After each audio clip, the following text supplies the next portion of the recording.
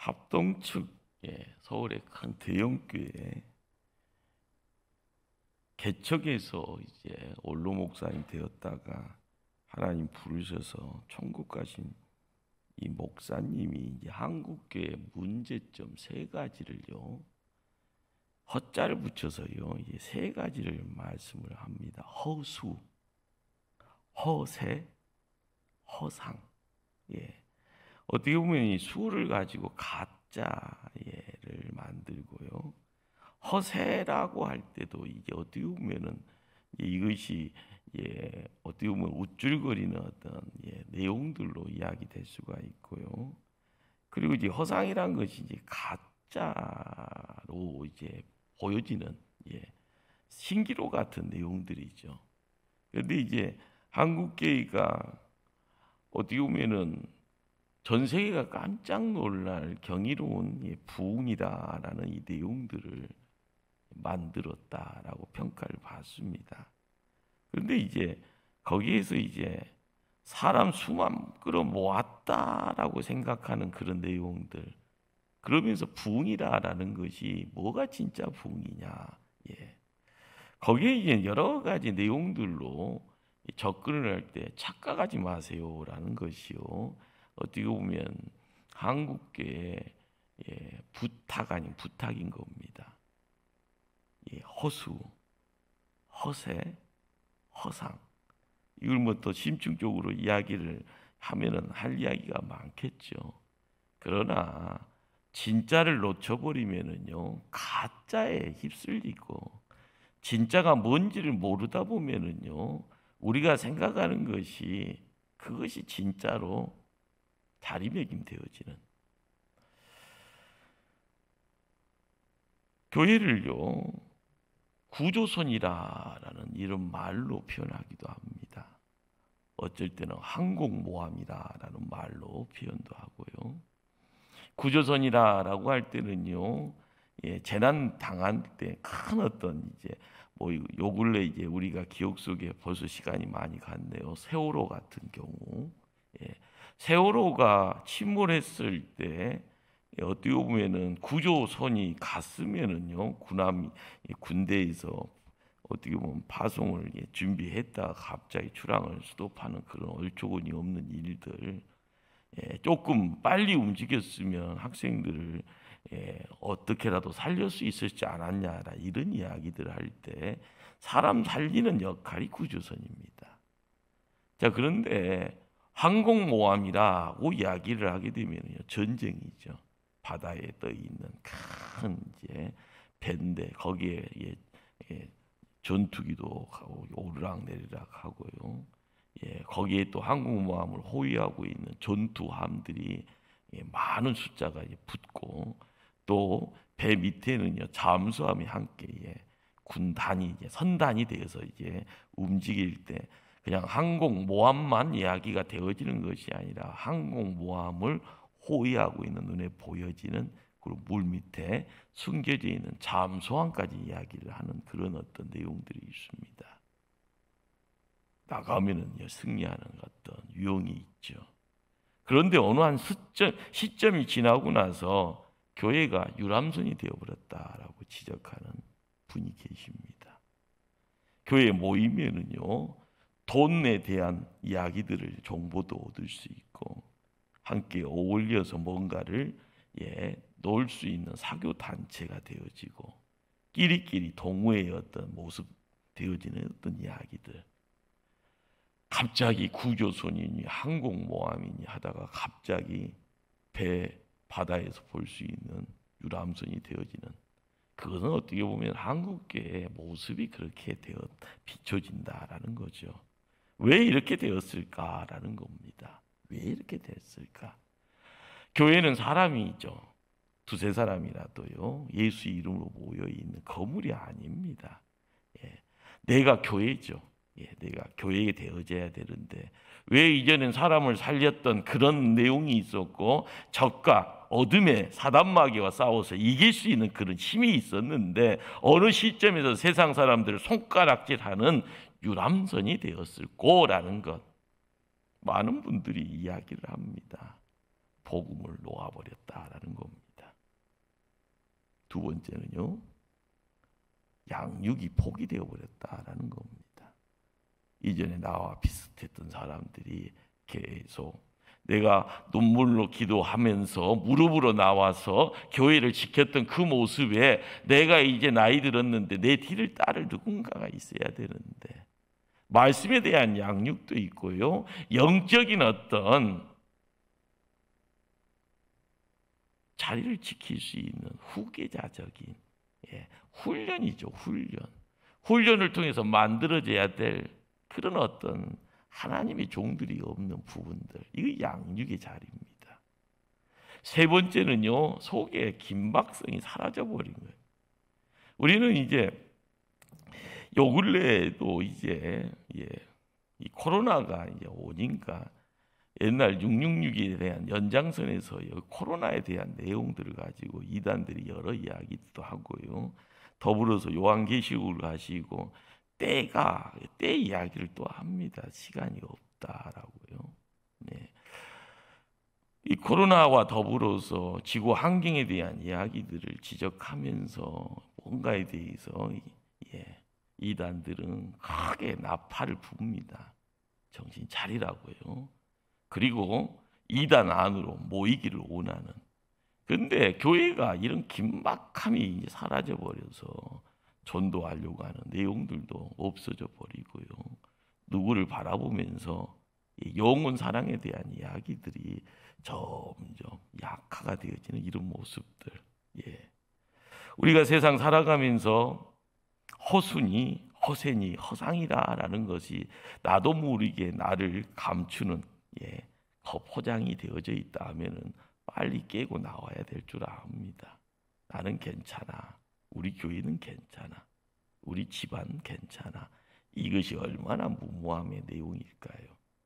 그것이 가짜인 거라. 가짜라고 하면은 이 가짜에 갇혀서 내가 살 것이냐, 죽을 것이냐, 우리의 산다라는 내용이 점점 멀어지면 죽음의 내용만 쓰나미처럼 밀려올 겁니다. 능력이 없으면 휩쓸려서 떠내려갈 수밖에 없습니다. 교회의 부흥이라는 것이 뭘까요? 죽어가는 영혼, 죽었던 영혼이 성령의 강력한 역사와 말씀의 능력으로 살아나는 것입니다. 사람 머릿수만 만해서 꽉 채우는 것이 아니라 내가 있어라는 거죠. 내 안에 하나님의 능력, 말씀의 능력. 그것이 부흥입니다. 교회의 부흥이라는 것은 이런 이들이 모여 있을 때 교회의 부흥이 자연스럽게 이루어지는 거죠. 그러기에 오늘 우리는 이제 마태복음 28장을 제자라는 이 단어 앞에 그냥 자연스럽게 세움받게 됩니다. 지금은 이제 돌아가신 옥한 목사님, 사랑의 교회입니다. 합동측요. 이 목사님이 제자 훈련이라는 내용을 가지고 이 사랑의 교회라는 큰 교회를요, 어떻게 보면 한국 교회에다가 모습을 드러내게 만들었죠. 그러니까 이제 누구나 제자 훈련이라는, 그러나 그 이전부터 제자 훈련은 있었습니다. 그러나 어느 시점에 잘 된다라고 이야기하니까 그게 프로그램이 됩니다. 그래서요, 1기니 2기니 하면서요, 1권이니 2권이니 3권이니 하면서 누군가는 순서를 따져가고 누구는 책을 들고 있습니다. 그러면서 제자 훈련 안 했다가 뭐 찌찌찌찌 하면서 뒤처진 사람, 능력 없는 사람, 이런 식으로 이야기를 교회 내에서요, 사람들이요 눈높이 하면서 키재기를 하고 줄 세우게 했던 그런 어떤 이야기들이 있었죠. 그러면 제자가 뭐냐? 제자라는 것은 헬라어로요 마데테스라라고 이야기되어지는데, 이 헬라의 단어가 가지고 있는 내용이 뭔가 하면은 온 인격과 마음을 어느 곳에다가 쏟아내는 것. 이건 어떻게 보면은요, 뭘 이야기를 하는가 하면은 가르치는 자가 뭔가를 쏟아냅니다. 배우는 자는 뭔가를 받습니다. 이것이 스승과 제자의 관계죠. 스승은요, 제자를 뭔가를 줍니다. 그러면 뭔가를 배우는 자는 제자이기 때문에 배우죠. 그런데 스승은 배우는 제자를 통하여서 요구하는 내용이 있습니다. 우리는 이제 이성적으로 생각하면 너 좀 잘 배우라고 이야기하잖아요. 근데 잘 배우라는 말 속에서 내 말 잘 따르라는 거죠. 그 다음에는요, 그 다음 단계가 뭘까요? 너는 나보다 더 뛰어난 자가 되라. 이게 스승이 제자한테, 부모가 자녀들한테 요구하는 내용입니다. 닮으라라는 것, 배우라라는 것, 그리고 나를 능가해라는 것, 이 내용들이 스승과 제자를 통하여서 만들어지는 아름다운 그림이죠. 그렇게 스승에게 헌신하는 것, 스승의 어떤 내용들을 다시 한번 세상의 모습을 드러내는 그러한 모습들. 우리는 이 세상을 살아가면서요, 우리에게는 이제 스승이 있습니다. 영혼이라는 시간을 묶어서 스승을 이야기를 할 때 그분이 누굽니까? 바로 예수님이죠. 우리는 하나님이 안 보인다라고 하니까 몇천 년을 하나님 어디 있어라고요 크게 외쳤던, 어떻게 보면 산에서 울림처럼 끊임없이 하나님 어디 계세요? 하나님 좀 말씀 좀 해주세요.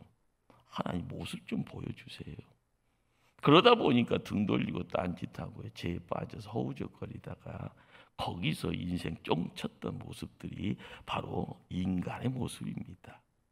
그래서 이 땅에 모습 드러내서 내려오신 분이 바로 누군가 하면 예수님이죠. 그분은 우리에게 스승이 되기를 원합니다. 선생 소리 들었습니다. 그러면서 이야기하는 것이 뭐예요? 가르쳤죠. 하늘의 것을요. 그리고 하늘의 것에 대한 행위를 드러내면서 그것을 따르라고 이야기를 합니다. 우리는 그분에 대한 것을 배워야 합니다. 배움의 시간이요, 짧게 되어서는 안 되죠. 우리의 생애를 전체를 다 들여서요, 배움의 자리를 지켜나가고, 그 배움이 머리로만이 아니라 마음으로요, 온몸으로, 세포에 그것이 어떻게 보면 연결을 잇도록, 그래서요 우리가 열매가 돼서 사람들에게 만족이 되고 기쁨이 되고요, 뭔가를 전할 때 거기에서 또 다른 즐거움이 만들어지는 모습들. 스승 되신 예수님이 이 땅에 오셔서 제자된 믿음의 성도들에게 뭔가를 요구할 때는요, 너는 나한테 배워라. 너는 나를 통하여서 이룰 수 있는 또 다른 내용들을 너의 후손들에게, 자녀들에게, 가까운 지인들에게 그것을 그대로 흘러가게 만들어라.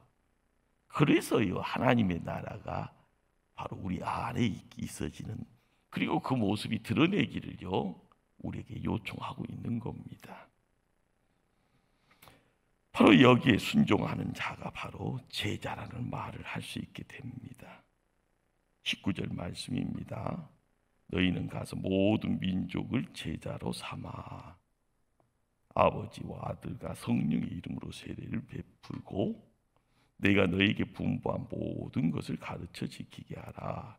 볼지어다 내가 세상 끝날까지 너희와 항상 함께 있으리라. 스승 되신 예수님, 우리에게는요 성도라라고 구별시켜줬고 우리에게 제자라고 이야기를 합니다. 우리가 제자라고 이야기를 할 때 제자는 어떤 자세를 가지고 스승 앞에 세움을 받아야 될까요? 제자는요 배우는 자입니다. 우리가 교회 오면은 새가족부에 들어가서요 잠시 잠깐 배우죠. 어떤 교회는 옛날에는 12주를 이야기를 하고요, 6주를 이야기하고 이제는 4주, 3주 이렇게 짧게 갑니다. 왜 그런가요? 그냥 대충 도장 찍고 가자는 겁니다. 그러나 제자는요 평생을 배우는 자입니다. 스승 대신 예수님에 대한, 그래서 성경을 평생 껴안고 있어야 되는. 마태복음 11장 29절 말씀입니다. 나는 마음이 온유하고 겸손하니 나의 멍에를 메고 내게 배우라. 그러면 너희 마음이 힘을 얻으리라. 우리가 세상 살면서 고자를 씁니다. 고생 죽겠다. 죽은 맛이다. 그런데 누구를 통해서요? 해결을 받게 되어지면 거기에서는 평안이 있고 기쁨이 있고 만족이 있고 감사가 있고 찬송이 있습니다. 성경은 이야기하죠. 나의 멍에를 메고 내게 배우라. 그리하면 너희 마음이 힘을 얻으리니. 그런데 예수님은요, 나의 멍에 메고 배우라라고요, 제자들에게 이야기를 합니다. 그분이 지고 가셨던 멍에가 뭔가? 십자가입니다. 우리는 이 멍에에 대한 이야기들을요, 잘 생각하셔야 됩니다. 수레와 쟁기를 끌기 위해서 말이나 소의 목에 얹어서 만들어지는 구부러진 막대죠. 이 멍에입니다. 이것을 소 같은 경우는 코에다까지 딱 코를 코골이식으로 해서 고정을 시켜서 멍에가 딱 얹어지면은요, 잘 없습니다. 아무리 힘 있는 소든 아무리 힘 있는 짐승이든 간에 멍에를 얹어놓고 고정시키면 몸부림쳐도 멍에가 이끄는 대로 갈 수밖에 없습니다. 다른 길 선택할 수 없어요. 멍에를 함께 맨다고 하면 뻗대지도 못하고요, 악쓰면 나에게 더 고통입니다. 끄는 자대로 가는 길, 그것이 어떻게 보면 편하죠. 힘든 것은 똑같잖아요. 다른 것 해도 안 되고요.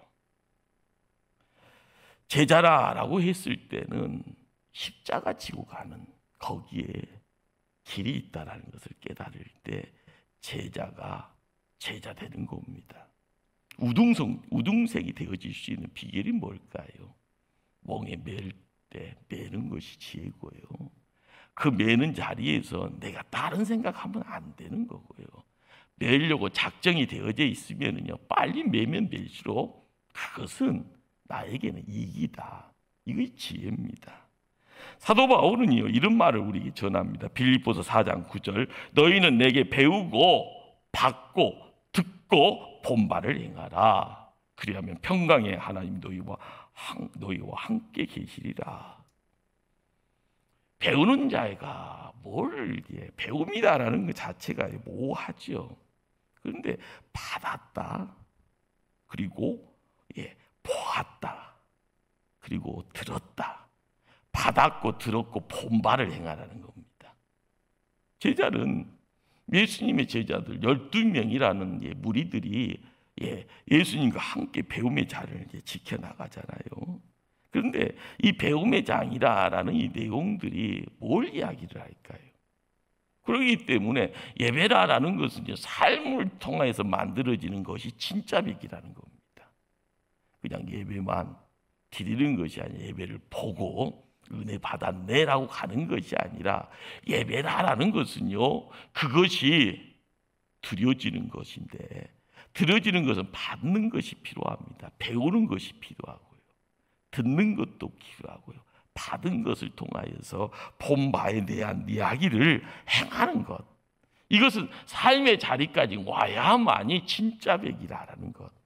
우리는 예배를요, 보는 것으로만이 아니라 드려지는 자리까지 그것을 확장시킬 수 있어야만이 힘 있는 제자입니다.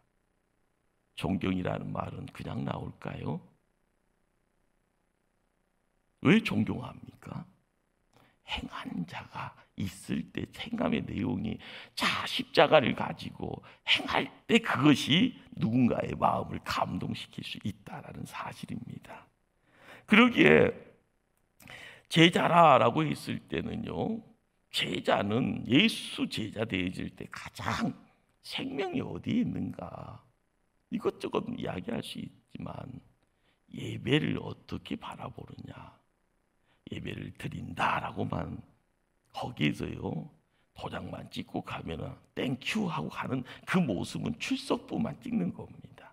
자, 그러나 예배라는 것 자체가 내 생명의 근본이다라고 생각을 하면 받았으면 소화시키고 소화시켰으면 행하는 겁니다. 만나지는 사람과 더불어서 그리스도의 내용이 흘러갈 수 있도록, 그리스도의 말씀이 흘러갈 수 있도록요, 그러는 가운데 하나가 한 몸이 이루어갈 수 있도록 서로가 고통당하는 자의 고통을, 내가 눈물 흘린 자의 눈물의 내용들을 내가 가지고 올 때 한 몸이 되고 한 마음이 되는 겁니다. 예배는 보는 것이 아니라 믿음의 성도들이 함께 드려지는 자리까지 갈 때 우리는 배운다라는 내용이요, 예수님 공생의 3년을 통하여서요 배움의 장을 배설을 한 겁니다. 이곳저곳 시간 정해놓고 움직이는 것이 아니라 성령이 이끄는 대로 이곳저곳 문제 있을 때마다 걸음 멈추고 문제 있는 곳에 기도하고 문제 있는 이들과 더불어서 먹고 마시고 즐겼던 그 시간들, 그것이 이야기되어진 것이 뭘까요? 그래서 사람이 바뀌는 거잖아요. 내 속에 들어와 있는 더러운 것이 귀신이면 귀신이 쫓김을 당합니다. 문제 속에서요 누군가가요 눈이 안 보입니다. 예수님이요 기도하였더니 눈이 보이죠. 기가 막혀 있습니다. 기가 열립니다. 우리 안에 오장육부의 기관기관이 모순덩어리 속에서요 뭔가 엉클어져 있어 소화 못 시키면은요 그러는 가운데 기도하더니 멍 뚫리면은 그것이 기도의 응답인 거죠. 제자가 뭘 이야기를 해야 될까요? 교회 생활을 하면서 내가 예수 제자라는 소리를 하고자 할 때 뭘 이야기를 해야 될까요? 그냥 세월 지나서 신앙생활 잘하고 착실하게 하고 교회에 중직자가 되면 그냥 그것은 내 드러남 뿐인 거죠. 그러나 나를 통해서 흘러가는 내용이 있어야지 누군가를 움직입니다. 누군가가 내 곁에 가까이 올 때 지남철처럼 땡기는 내용이 있는 거고요. 누군가의 마음에 감동이 있어서 입술이 열려서 당신을 존경합니다. 이런 이야기들이 나와야죠. 우리가 제자라고 이야기되어지는 모든 것은 시작은 하나님부터 시작입니다. 하나님이 나를 구원해 주셔서 하나님이 나를 성도로 삼아 주셔서 내가 말씀을 배우는 자 십자가의 명예를 가지고 세상 살아가려고 힘써 나갈 때 야 너가 제자다라고 이야기할 때요 그 배움의 장이 뭘 이야기를 할까요? 우리는 그렇습니다. 배운다. 이 배움의 내용이 가장 퍼펙트하게 드러나는 자리가 예배의 자리입니다. 막연히 드려지려고 하면 아니라 나를요 사도 바울이 로마서 12장 1절에서 이야기한 것처럼 거룩함에 영적 산채물로 드려질 수 있는 그것은 삶의 내용까지 온전히 모아서 드리고자 드리려고 용쓰고 힘쓰고 기쓸 때요 내 몸뚱아리가 드려지는 거고 내 삶이 따라가는 겁니다. 예배를 그냥 보면 뭐합니까? 겸사겸사 하나님 내가 드리네요 하면서요 제물만 드리면 뭐합니까? 더 깊이 따라가는 것이 있어야만이 하나님이 보시는 가운데요 하늘의 문이 확 열릴 때 나를 통하여서 내 자녀들의 인생길까지 형통의 길로 거닐고 하나님 살아있는 것을 느끼고 그 하나님 통하여서 이야기되어지는 내용 통하여서요 이야기되어지는 것이 사람들이 야 그걸 보니까 그 집안에 하나님 살아있네. 우리는 그런 어떤 산 증인이 돼야만이 진짜 비가 될 겁니다. 믿음 생활을 어떻게 하는 것이 진짜인가요? 정해진 시간에 딸랑딸랑 시간 맞춰서요 갔다가 시간 맞춰서 그냥 퇴근하는 겁니까? 그렇게 돼서는 안 되죠. 마음의 떨림이라는 것은요 그냥 떨려져라 하면 마음이 떨려집니까? 극장에 가서요 연극을 보고요 와 엄청난 감동이 있어서요 여성분들은 잘 웁니다. 우락에서 눈물이 납니까? 아니잖아요. 우리가 믿음 생활을 하면서요 누군가를 야 연병이라 그렇습니다. 초대교회는요 예수 믿는 자를 연병이라고 그렇게 이야기를 합니다. 전염성이 너무 강력하기 때문에 연병이라고 이야기를 합니다. 예수 믿는 이들이요 전염병이라고 이야기를 한 거예요. 그런데 이 능력이 뭔가 누구 편에서는요 그냥 병 들어가는 것처럼 보이지만 누군가에게는 그 능력이 찾아와서 하나님을 이야기하고 그 누군가 찾아 내 문제가 해결되고 그 뭔가 찾아나서 내 생각과 내 의식과 모든 삶의 자리가요 지진 만나는 것처럼 덜덜덜 떨리면서 여기에 묶임 받아야 되겠구나 여기에 서 있어야 되겠구나 이 말씀을 안 들으면 큰일 나겠구나 내가 여기서 인생을 맡겨야 되겠구나 이 생각 가지고 갔던 이들 바로 거기에 초대교회가 힘이 있었던 것이고 거기에 초대교회 생명력이 만들어졌던 겁니다. 제자 그렇죠. 배워야 됩니다. 그리고요 그 가르침을 따라야 됩니다. 누가복음 9장 23절이에요. 우리에게 이르시되 아무든지 나를 따라오려거든 자기를 부인하고 날마다 제 십자가를 지고 나를 따를 것이니라. 따른다는 말이요, 그냥 쫄랑쫄랑 그냥 뒤따른다라는 그것이요, 어떻게 보면 표면적으로 보여진다라고 이야기를 할 겁니다. 그러나 따른다라는 것은 내 모든 삶을 내어놓고요, 내가 추구했던 삶의 방향, 내가 목숨 걸고 지키려고 했던 그런 어떤 삶의 가치들, 이것들을요 모두 마서 예수 그리스도께 드리고요. 나는 여기다 목숨 걸었는데 내가 목숨 더 걸 분이 계십니다. 그분이 당신입니다. 내 것을 그대로 드리면서 그리고 나서 결단하며 나는 예수 뒤를 쫓겠습니다. 우리가 예수 제자 된다라는 것은 내 모든 인생, 인격을 건 매일매일의 싸움이라고 할 수 있을 겁니다. 항상 우리는요 유혹받습니다. 세상으로요. 세상의 생각과 세상의 소리와 세상의 여러 내용들이요 우리를요 제자리 찾아갈 수 없게 만듭니다. 중요한 것은요 수가 너무 많다 보니까 인해 전술처럼요 이 사람이 뻥긋거리고 저 사람이 뭔가를 보여주고 이 사람이 나를 끄집어 당기면은요 중심 못 잡으면 끌려갑니다. 나중에는 생각이 바뀌어져 버리고요. 예수 가르침, 이 가르침의 내용이 뭔가요? 바로 믿음의 내용입니다. 배워야 되고요, 따라야 되고요, 그리고 나서 믿음의 실체를 품을 수 있는 자가 제자죠.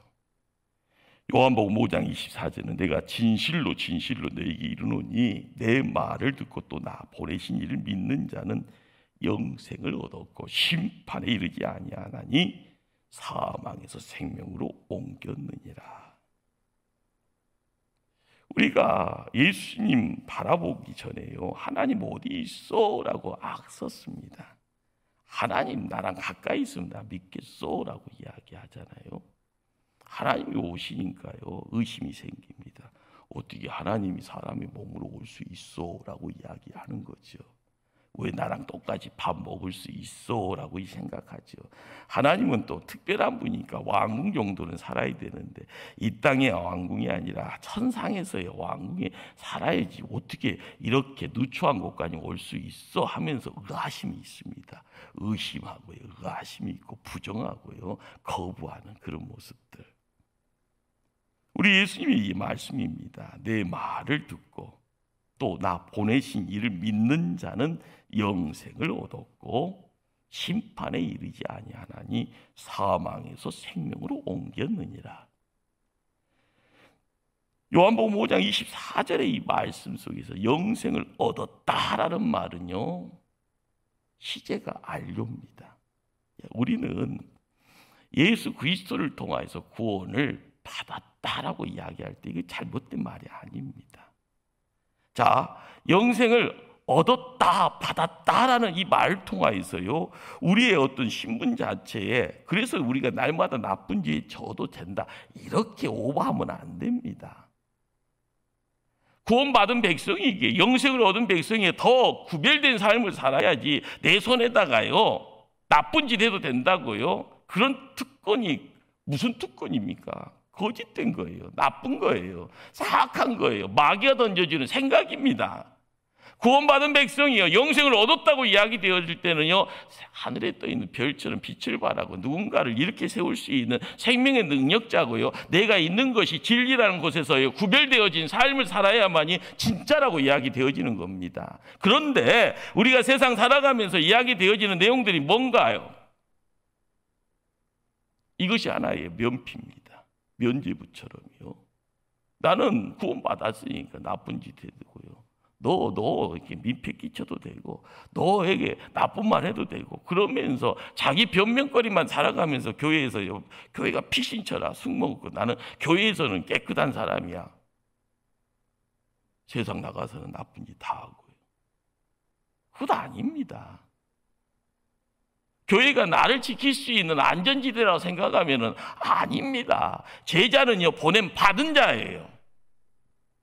아포스톨스, 세상으로 보내지는 자.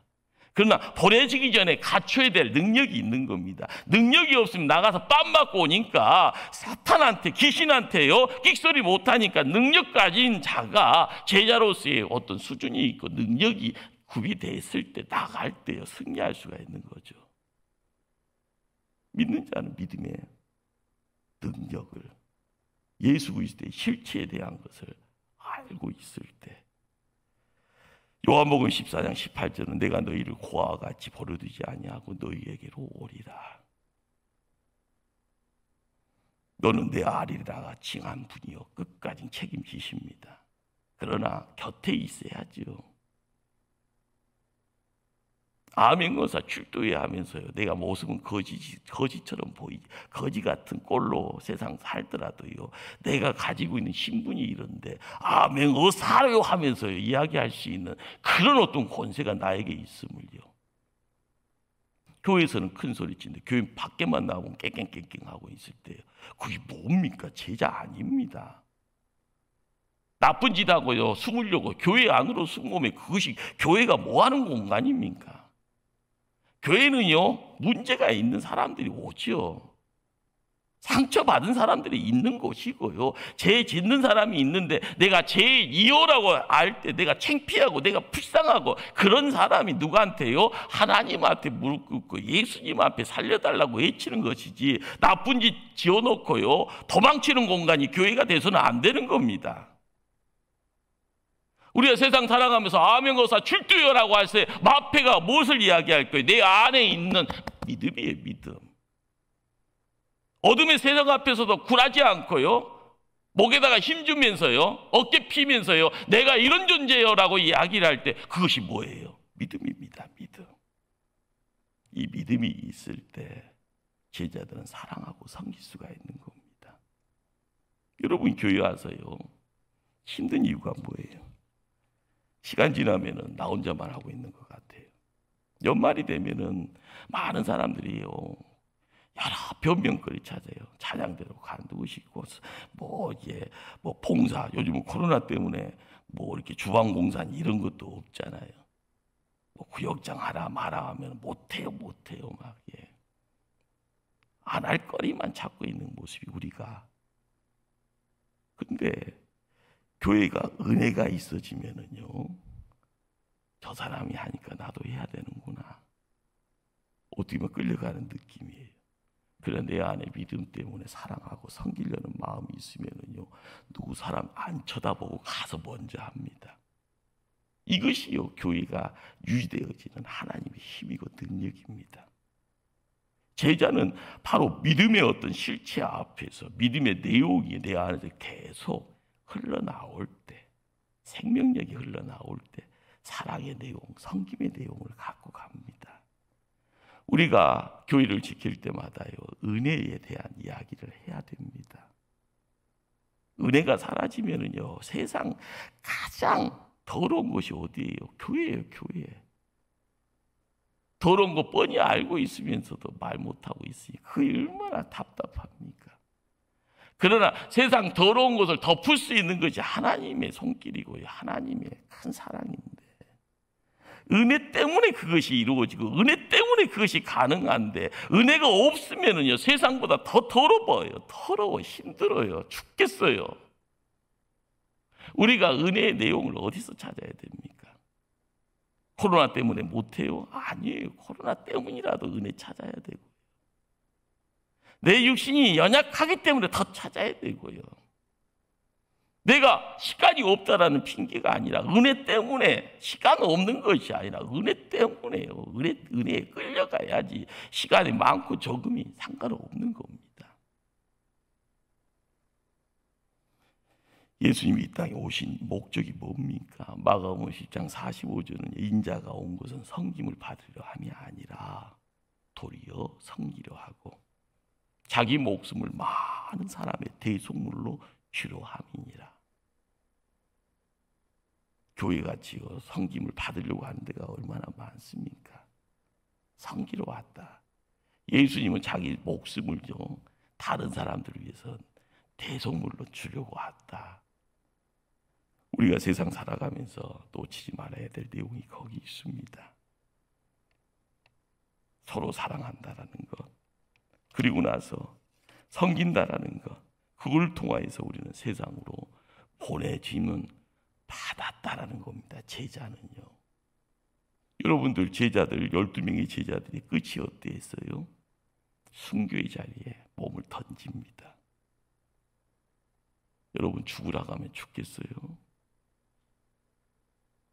돈 많이 주고 돈 받고 죽으라고 하면 자식 위해서라도 죽을 수 있습니까? 그런 분들 있죠. 보험 사기단 같은 거 보면은요, 팔을 분디르치고 다리를 찍어서요 보험 사기치는 그런 참 자기 육신 상하면서 돈 버는 사기꾼들이 있습니다. 그러나 내 목숨 내놓으라고 하면 자신 있게요. 목숨을 누군가가 거두면서 그 돈을 걷어가는 사기꾼, 더 큰 사기꾼은 있어도요, 내가 누구 때문에 돈 받고 자식 위해서라도 죽겠다, 그런 부분은요 정말 드뭅니다. 불가능하죠.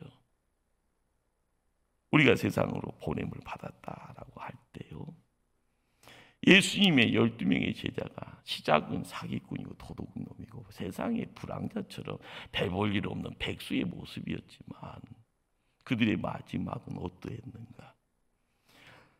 3년의 세월을 예수님과 훈련과 연단의 시간처럼 보냈고요, 세상을 유랑하는 것처럼 세월을 보냈지만 3년의 끝자락에 겟세마네 동산에서 골고다 언덕으로 가는 그 자리에 예수님이 보였던 그 삶의 자리를 통하여 기도의 깊이를 압니다. 그 기도의 깊이가요 삶으로 드러나는 것을 눈으로 봅니다. 자, 다 뿔뿔이 흩어져 있지만은요 그것을요 눈으로 보는 것처럼 마음에 평생을요 갖고 갑니다. 부활하신 예수님이 오셔서 베드로에게는 뭐라고 이야기합니까? 너 나 사랑하냐? 한 번도 아니고 3번을 묻습니다. 인생이 바뀌어지는 것은요 목 잡고 흔들면서 너 안 하면 죽어 이것이 아니라요, 삶의 전율이 어디에 있어요? 내 마음이 움직여야 되고요, 마음이 묶여지는 그 자리는요 말씀에서 묶여지고 예수 그리스도에서 묶여져야만이 세상 나가라 할 때 순종하는 겁니다. 나가다 보니까 순교의 자리가 있더라도요 뚜벅뚜벅 걸어가는 모습이요 세상 사람들 좀 미친놈 그렇지만 그래 나는 예수 때문에라는, 은혜 때문에라는 거, 내가 품었던 이 믿음 때문에도 이 길을 내가 두려워하지 않고 간다라고 이야기하는 겁니다. 우리가 예배 자리를 찾아올 때요 주변에요 가로막는 이들이 있습니다. 안 된다고요, 가면 큰일 난다고요. 그러나 믿음 때문에, 은혜 때문에, 예수 그리스도 때문에 우리의 걸음걸음으로 옮겨나갈 때마다 우리는 예수님 닮아가는 거고요, 예수님의 십자가에 자리에 함께 세움받는 거고요, 그분의 맡긴 사명 땅끝까지 증인의 자리를 지켜가는 모습이 바로 우리의 모습임을 다시 한번 마음속에 새겨야 될 줄 압니다. 제자, 허물 좋은 단어가 아닙니다. 제자, 우리가 예수 제자 되기를 소망하는 이 저녁 하나님의 음성이 들려지는 이 예배의 자리 되기를 간절히 주님 이름으로 축원합니다. 기도하십니다.